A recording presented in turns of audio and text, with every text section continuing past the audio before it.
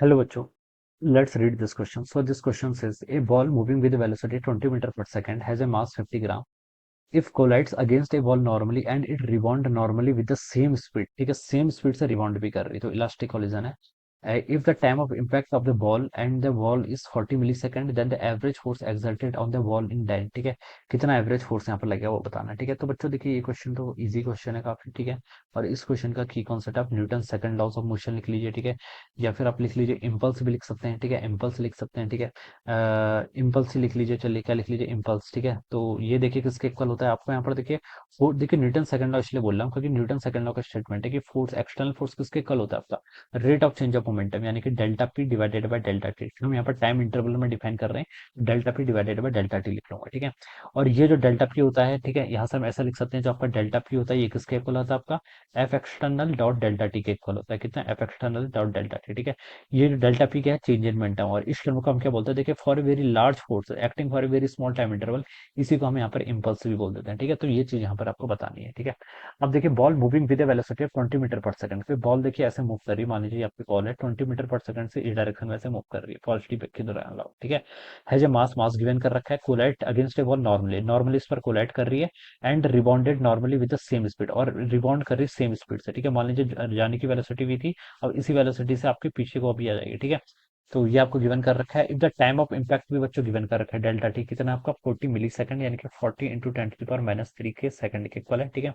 Average force आपको बताना है, तो देखिए बच्चों एवरेज फोर्स के लिए आप ये फॉर्मूला गाइस कर लीजिए. एवरेज फोर्स किसके इक्वल होगा, change in momentum. Change in momentum क्या होता है, final momentum minus initial momentum divided by delta T. ठीक है, फाइनल मोमेंटम देखिए क्या होगा, बॉल देखिए ये आपका प्लस एक्स एक्सिस मान लेते हैं. ठीक है, तो बॉल देखिए फाइनल वेलोसिटी इस डायरेक्शन में, नेगेटिव है, तो नेगेटिव एक्स एक्सिस के अलॉन्ग आ रही है. ठीक है, तो मोमेंटम देखिए मास इंटू वेलोसिटी होता है, मास आप कांस्टेंट कर लीजिए, यहाँ से आप इसको वी एफ माइनस वी आई लिख लीजिए. ठीक है, यहाँ डिवाइडेड बाय कितना हो जाएगा, डेल्टा टी. बस देखिए बेसिक सा क्वेश्चन है, बस आपको फॉर्मूले में वैल्यूज ही पुट करनी है और कुछ नहीं करना है. मास कितना है, 50 ग्राम. 50 ग्राम को क्या लिख सकता हूँ, 50 into 10 to the power -3 kg. ऐसा सिस्टम में सॉल्व कर रहा हूँ. ठीक है, क्योंकि ओके फोर्स मुझे डायन में बताना है. चलो पहले मैं इसको एसआई सिस्टम में सॉल्व कर लेता हूँ, फाइनली इसको मैं डायन में कन्वर्ट कर दूंगा, न्यूटन को डायन में कन्वर्ट करना इजी है. ठीक है, फाइनल वेलोसिटी देखिए कितनी है इसकी, सेम स्पीड से आ रहा है तो 20 मीटर पर सेकंड, प्लस नहीं माइनस एक्स एक्सिस, इसलिए माइनस का यूज कर रहा हूँ. माइनस देखिए इनिशियल वेलोसिटी कितनी थी, 20 metre per second, plus x axis के अलॉन्ग है तो मैंने इसको ऐसे लिख लिया.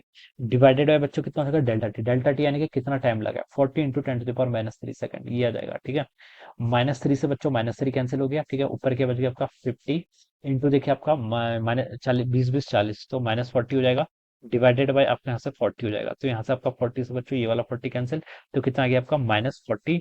ये क्या था, फोर्स. फोर्स की यूनिट क्या आ गया आपकी, न्यूटन हो जाएगी. ठीक है, ये आ जाएगा. ठीक है, तो इतना आ गया. ठीक है, so this is the force, this is the force exerted by the wall. ये आपका क्या आएगा, this is the force exerted by the wall. हमसे क्वेश्चन है बोल रखा है, देखिए मैग्नीट्यूड बताना था, average force exerted on the wall, wall पे कितना लगा. ठीक है, तो इसका आप सिर्फ मैग्नीट्यूड लिख लीजिए. इसका मैग्नीट्यूड देखिए कितना हो गया, इसका मैग्नीट्यूड फाइंड आउट कर लेंगे, ये आपका 50 न्यूटन के इक्वल आ जाएगा. न्यूटन नहीं बच्चों, ऑप्शन आंसर डायन में बताना है, और हमें पता है 1 न्यूटन कितना होता है आपका, 10 to the power 5 डाइन्स के इक्वल होता है. ठीक है, ऐसी कोई भी प्रॉब्लम्स होती है ना, तो पहले आप न्यूटन में कर लो, क्योंकि न्यूटन सिस्टम से हम फेमिलियर है, और फाइनली बाद में उस आंसर को सीजीएस यानी कि डायन में कन्वर्ट कर लेंगे. 1 न्यूटन 10 to the power 5 डायन होता है, तो उसको आप 10 to the power 5 डायन से सॉल्व कर लो, ये सीजीएस सिस्टम आ जाएगा आपका. ठीक है, इसको आप क्या लिख सकते हैं, फिर 5 इंटू 10 to the power 6 डायन लिख सकते हैं, and this would be the answer of this question. ठीक है, 5 इंटू 10 to the power 6 डायन. तो देखिए डी ऑप्शन पे गिवन है, तो ये क्या हो जाएगा इसका राइट आंसर. ऑलराइट, सो इस तरीके से बच्चों को सॉल्व करेंगे. So I hope you all understood this concept. All the best and thank you so much.